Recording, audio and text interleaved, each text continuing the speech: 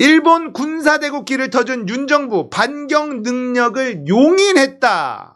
자, 이런 기사가 나왔습니다. 이거 진짜 심각한 기사인데요. 정부가 반경 능력 확보 등 일본의 안보 전략 대전환을 사실상 용인함으로써 군사대국으로 치닫는 일본의 진로를 열어줬다. 박수. 윤석열. 야, 잘한다, 잘해. 일본한테 그냥 나라를 갖다 바치는 정도가 아니라 찍소리도 못하고 그냥 이미 벌써 일본의 속국이요, 속국. 그렇게 움직이고 있다라고 느껴집니다. 찍소리도 못해요. 도대체 왜 그러는지 모르겠는데 외교부 당국자는 일본 정부의 안보 전략 문서 개정에 대해 평화헌법의 정신을 견지하면서 영내 평화와 안정에 기여하는 방향으로 투명하게 이루어지는 것이 바람직하다는 입장을 밝혔다. 하나마나한 얘기 아닙니까? 이런 얘기. 초미의 관심사인 적 미사일 기지 등에 대한 반경 능력에 대해서는 일본이 이번 문서에 자국 헌법 및 국제법의 범위 내에서 전수방위의 원칙을 견지한다는 방침을 전제로 최초로 반경 능력 보유를 명시한 것으로 알고 있다. 이게 뭐냐? 적국에다가 미사일을 날릴 수 있다는 거예요. 반경 능력을 허용한다. 원래는 전수방위, 쳐들어오는 건 막을 수 있어. 근데 반격, 이게 이제 생긴 겁니다. 일본 헌법 내 전수방위 개념을 변경치 않으면서 엄격한 요건 내에서 행사 가능하다는 내용을 주목한다. 이게 외교부 당국자가 하는 말입니다. 우리나라 외교부 당국자가 하는 말이에요. 일본의 전수방위 원칙이 유명무실해진 것 아니냐는 지적에 대해서는 이번 문서에 전수방위 개념을 변경하지 않는다는 입장이 표명된 것으로 알고 있다고 거듭 강조했다. 하나마나한 말이잖아. 다 누가 말은 그렇게 안 하니? 야, 윤석열 정부 관계자 이것들아, 니들 검찰 수사권 조정 개정안에 중을 등으로 바꿨잖아. 등으로 바꾼 거 가지고 니들이 어떻게 해석을 하고 어떻게 가져갔어? 말도 안 되는 걸로 다 경제사범으로 퉁쳐가지고 그냥, 안 그래? 엄청나게 확대 해석하게 이 등이라는 하나 가지고 다 헤쳐먹어 놓고, 이게 지금 말이라고 하는 거야? 반경 능력이 들어갔는데 전수방위 원칙인 그대로 있어. 변경하지 않았어. 전수방위 한도 내에서 반경 능력이 확보된 거야. 이게 우리나라 외교부 관계자가 이런 얘기를 한 거라는 거예요. 자, 이제는 이게 가능해진 겁니다. 북한한테 우리가 그냥 쏘는 거예요. 일본이. 왜 쐈어? 북한이 우리를 공격하는 줄 알았어. 공격의 위기를 감지했어. 야, 니네 법에서 전수방위, 아니, 공격의 위기를 감지해서 쏜 거라니까? 우리는 반격한 거야 라고 얘기할 수 있다는 겁니다. 일본 놈의 새끼들은 침략을 해본 종자들이에요. 결국 문이 열렸다는 겁니다. 아닌 척 하면서 문이 열린 거죠. 일본이 우리나라를 식민지할 때 어떻게 한반도에 들어왔습니까? 명분은 뭐였죠? 명분이 있었어. 그지? 그런 인간들인데 이 반경 능력 확보에 대해서 찍소리도 못하고 용인해줬고, 윤석열은 또 뭐라 그랬느냐. 북한에서 쏜 미사일이 자국 영토를 슉슉 머리 위로 날아가니 국방비 늘리는 건 뭐 당연한 거 아니겠어요? 뭐 이런 얘기를 하는 거야. 대한민국 대통령이라는 인간이. 대한민국 대통령 맞아? 일본인 아니야? 지금 헷갈려. 제가 넷플릭스에서 영화 헌트를 봤거든요. 와, 이거 충격적이더라고. 혹시 윤석열 일본의 독립 아니야? 독립? 알고 봤더니 이해가 안 되잖아. 어떻게 이럴 수가 있어. 정부에서는 전수방위 개념은 유지될 것, 희망사항이겠지. 아니면 어떡할 건데? 뭘로 책임질 건데? 책임지지도 못할 거면서 희망회로만 돌리고 있잖아. 이게 외교야? 상대방의 선의에 기대는 외교가 세상에 존재합니까? 그 짓을 하고 있잖아. 이게 대한민국 대통령이, 대한민국 정부가 할 말이야? 일본이 안 그러리라 믿습니다. 국방비 좀 늘리고 반경 능력 좀 가져도 일본이 선제 공격 안 할 거라 믿습니다. 에라이씨. 이게 정부가 할 일입니까? 외교부가 할 일이에요? 세상에 어떤 외교를 상대 국가의 선의를 믿으면서 합니까? 진짜 황당해. 이런 무능한 인간들이 있나? 이건 무능한 정도가 아니라 의심스럽다니까? 헌트를 보세요, 헌트. 넷플릭스에 올라왔으니까 뭔가 지령을 받은 거 아니야? 뭔가 지령받은 거 아니야? 라는 생각이 들 정도로 말도 안 되는 짓을 해요. 자, 정부의 입장은 한마디로 일본의 전수방위 원칙이 여전히 유효한 것으로 간주하고 그리 믿겠다. 세상에 믿음의 외교를 하는 나라가 어디 있습니까? 진짜. 그리 믿겠대. 이걸 말이라고 하는 거야? 믿습니다. 일본 삼아 뭐 이런 겁니까? 이게 외교야? 이게. 와, 진짜 너무 황당하지 않아? 믿습니다야. 니폰 삼아. 하지만 일본이 과연 그런 신의를 지킬지는 의문이다. 당연한 거 아닙니까? 이미 해외 파병이나 집단 자위권 행사 등으로 전수방위 원칙을 슬금슬금 허물어온 전례가 많기 때문이다.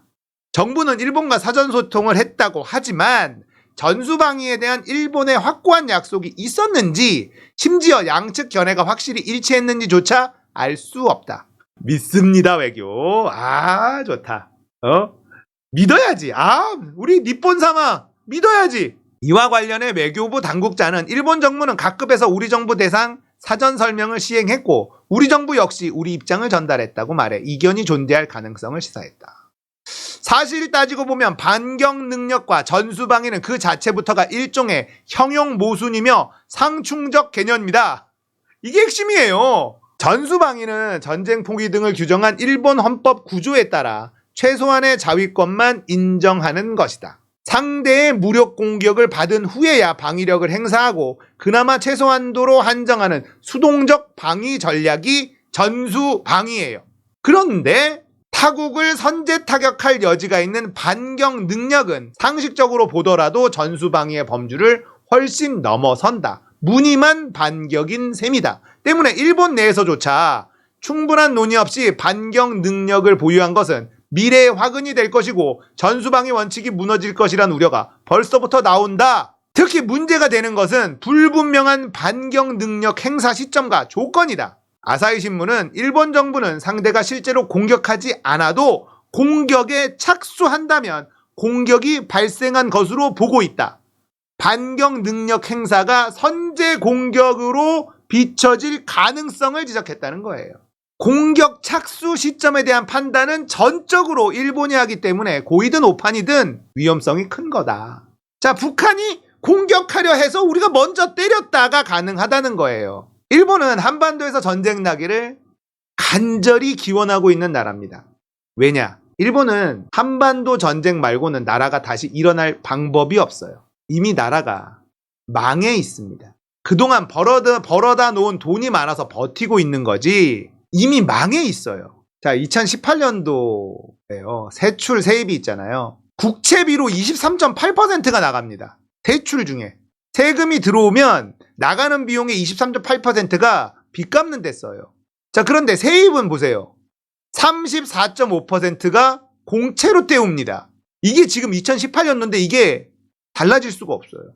금리가 아직도 제로금리입니다. 미국은 금리를 이제 5% 간다 이러고 있는데 일본 제로금리예요. 0.5라도 올리는 순간 이게 얼마나 늘어나겠습니까? 세출이. 올릴 수가 없는 거예요.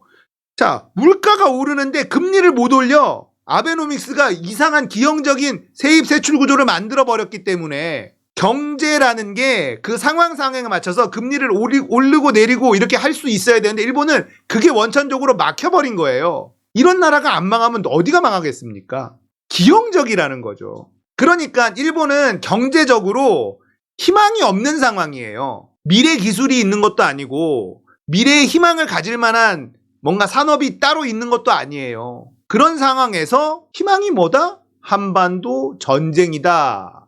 일본의 정치인들, 극우 세력들은 그 생각을 가지고 있는 거죠. 일본의 극우 세력들은 이런 얘기들을 했어요. 대놓고.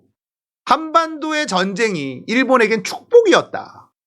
2차 대전 패전국에서 6.25 전쟁이 벌어지는 바람에 전 세계 1위 부자 나라가 될 수 있었다. 자, 정부는 일본의 한반도를 겨냥한 반경 능력 행사에 대해서는 단호하게 선을 그었다. 하나마나한 소리죠. 외교부는 한반도 안보 및 우리의 국익에 중대한 영향을 미치는 사안은 사전에 우리와의 긴밀한 협의 및 동의가 반드시 필요하다. 그러니까 이 얘기 아니야. 우리나라 정부, 윤석열 정부는 이런 얘기 하는 거예요. 반경 능력을 갖추기는 했는데 그거 만약에 한반도에다가 미사일 쏘려면 우리의 동의가 필요해. 이런 얘기를 했는데 하지만 일본 정부는 외신 브리핑에서 한국 언론의 질문에 반경 능력 행사는 일본의 자위권 행사로 다른 국가의 허가를 얻는 것이 아니다. 일본이 자체적으로 판단할 건데 뭔 헛소리를 하고 있냐고요. 우리나라 외교부라는 인간이. 전혀 상반된 입장을 밝혔습니다. 한일 간 사전 소통이 과연 제대로 이루어졌는지 거듭 의심할 수밖에 없는 대목이다. 일본이 이번 안보 전략 문서에서 독도 영유권 주장을 되풀이한 것은 현 상황에선 어쩌면 사소한 문제라고 해야겠다. 정부는 일본의 도발에 강력 항의하고 한반도 대상 반경 능력에도 경고를 날리며 외견상 결연한 태도를 보인 듯 했다. 하지만 정작 중요한 문제인 일본의 군사대국화에 대해선 쓴소리 한 번 없이 용인해주고 말았다. 김준영 한동대 교수는 미국이 일본을 뒤에서 지지하는 데 막기는 힘들었겠지만 어느 정도 가드레일 조항은 얻어냈어야 했다. 한미일 간에는 안보협력 경계선이 희미해지면서 조금 더 나아가면 동맹 수준으로 엮일 수 있는 상황이다. 문재인 정부 때 문재인 대통령이 대놓고 이렇게 말을 했습니다. 일본은 대한민국과 동맹국 아닙니다. 딱 이런 얘기를 해버렸어요. 그러니까 미국은 한국하고 일본이 군사동맹을 맺기를 간절히 원하는 나라예요. 왜 그럴까? 중국과 러시아를 견제하는데 미국의 에너지를 덜 쓰고 싶거든. 근데 우리 입장에서는 그럴 수가 없어. 왜냐? 이 인간들이 역사 왜곡은 물론이거니와 얼마 전에 우리한테 선빵을 날렸단 말이야. 무역 전쟁을 일으켰잖아요. 야, 니들 한국 마음에 안 들어? 반도체 소재 이거 수출 금지 때려. 이렇게 한 거야. 뭐 때문에 때렸습니까? 우리나라 대법원의 판결. 일제시대에 강제 동원된 노동자들에게 피해를 배상하라 그랬죠. 맞아. 니들이 강제로 노동력 동원했잖아. 그러니까 배상해야 돼. 안 하면 니네 대한민국에 있는 자산을 강제 매각해서라도 이 사람들에게 배상하게 할 거야. 이 판결이 났단 말이에요. 그러니까 일본이 반도체, 한국이 잘 나가는 반도체잖아. 근데 우리가 만드는 소재가 없으면 못 만든다며. 이거 수출 금지. 큰일 난 줄 알았죠. 난리 났었습니다. 일본의 도움 없이는 대한민국 반도체 쓰러진다. 언론에서 호들갑 떨고 난리 났었어요. 결과는 어떻게 됐나요? 일본만 개피박받죠. 위안부 인정 안 해. 거기다가 강제징용 인정 안 하고 있죠. 그거 한다고 무역 보복까지 단행한 인간들입니다. 군사동맹을 하라고요? 사이좋게 지내라고요? 윤석열은 파탄난 일본과의 관계를 회복하겠다. 일본이 사과를 해야지 회복을 하지. 따기를 막 날렸어. 우리가 먼저 손 내밀어? 걔 등신인가? 근데 지금 하는 거 보세요. 일본이 반경 능력이라는 걸 법으로 만들었는데요. 이걸 용인해 준 게 윤석열 정부라는 거예요. 한미일 군사 합동 훈련도 했죠. 전범기 아래 우리나라 해군이 격례를 했어요. 이게 윤석열 정부예요. 다시 말씀드리지만 일본은 한반도에서 전쟁 나기를 학수고대하고 기도하는 나라입니다. 그런 나라가 반경 능력을 법으로 만들어놨다라는 건 굉장히 심각한 문제예요. 그런데 우리나라 정부가 하는 말이 뭡니까? 일본의 전수방위 원칙이 여전히 유효한 것으로 간주하고 그리 믿겠다. 믿음의 외교. 믿음의 외교를 펼치고 있는 윤석열 정부 아닙니까? 일본이 북한에 먼저 미사일을 쏘고 전쟁을 일으킬 만한 짓을 할 리가 없어. 우리 니폰 사마가 그럴 리가 없어. 위안부 가지고 징징대고 강제징용 배상해달라고 징징대는 미개한 조센징들하고는 다르지. 우리 니폰 사마는 다르지. 믿음의 외교를 펼치겠다는 윤석열 아닙니까? 세상에 믿음의 외교라는 게 존재한다는 게 놀랍지 않아요? 모든 걸 문서화하고 약속을 다 해도 어겨지는 게 외교 무대 아닙니까? 믿겠습니다. 이런 나라가 지금의 대한민국이라는 겁니다. 이런 정부가 윤석열 정부라는 거예요.